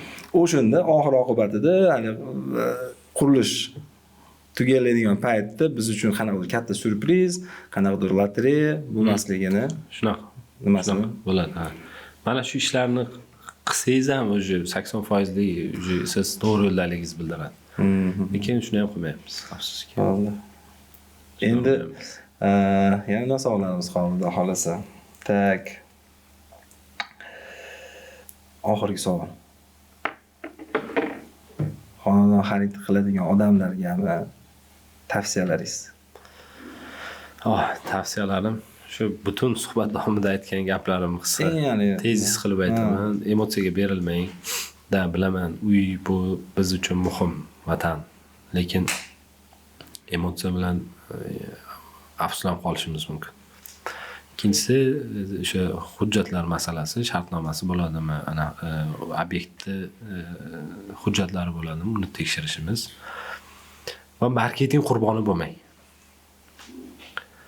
Chunki boya aytganimizdek, marketing bu biznes uchun zo'r instrument, rivojlanish uchun yaxshi kerak bo'lgan narsa, lekin undan firibgarlar ham foydalanyapti. Shaxsiy brend quryapti, yo boshqa. Marketing qurboni bo'lmang. Hech qachon men marketing qurboni bo'lganman. Siz bo'lmang. Marketing qo'shilaman bu fikringizga. Nima joyga borganimizda, o'sha qurilish kompaniyasiga boramiz yoki mana bizdaqa korxonalarga murojaat qilganda, bu korxonalar o'zi qanchadan beri bozorda? Qancha mijozlarga xizmat ko'rsatdi? U mijozlar oxir oqibatida xonadonini xarid qildimi? Degan narsalarga o'zi bunday nazar solsak, o'zi bilinadi o'zi bu yerda. Shunday.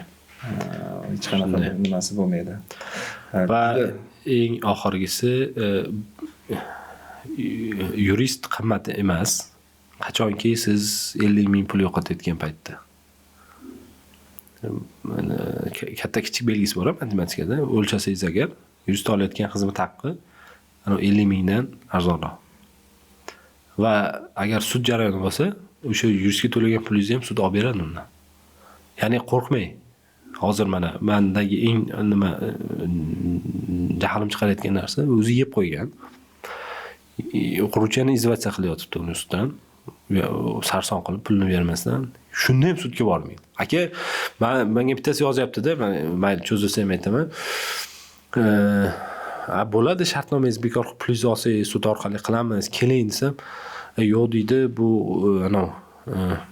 nima dedim? Nima, agar quruvchi aytibdiki, advokatga, yuristga borsang, men hozir jarima 10% bo'lsa 20% qilib qo'yaman. Pulingni 1 yilda beraman deyotganmizni 5 yilda olasan deyapti. Odamlar ishonyapti aka. Qanday bu biz qayerda yashayapmiz o'zi? Akalar, opalar, singillar, ukalar O'zbekistonda yashayapmiz. Qonun ishlayotgan davlatda yashayapmiz. U endi qo'pollashmay, men jahlim chiqadi-da aka, rostdan qanday unday deyish mumkin? O'zi mana u odam quruvchi nuqtai nazar qanday, qaysi kallang bilan bu gap aytayapsan? Endi bu yerda bizni soddaligimizdan foydalanadi-da. Bu inson baribir shu qishloq joylardan, shu Rossiyada ishlab, peshinda aka, bu narsa mana qarang. Hozir shu darajaga kelyapmizki, soddalik bu aybdan ko'rilyapti-da. Yo'q, bu soddalik ayb emas. Soddalik aka, bu beg'uborlik. Odam men soddalik bilan samimiylikni sinonim qilib ishlatish xohlardim. Soddalik degani samimiylik degan, ishonuvchan degan. Uni bu tomondan ham qaraylik. Mayli, bu sodda ekan, lekin biz ham vijdonimiz bor. Uni foydalanmaylik, nafsimiz yo'lida. Endi bu soddalikni men aytardim, yo'q, sodda bo'lmaydi demayman. Soddalik zo'r narsa, bu hammaga emas bu. Bu Alloh bergan ne'mati. Men shuna qarayman aka.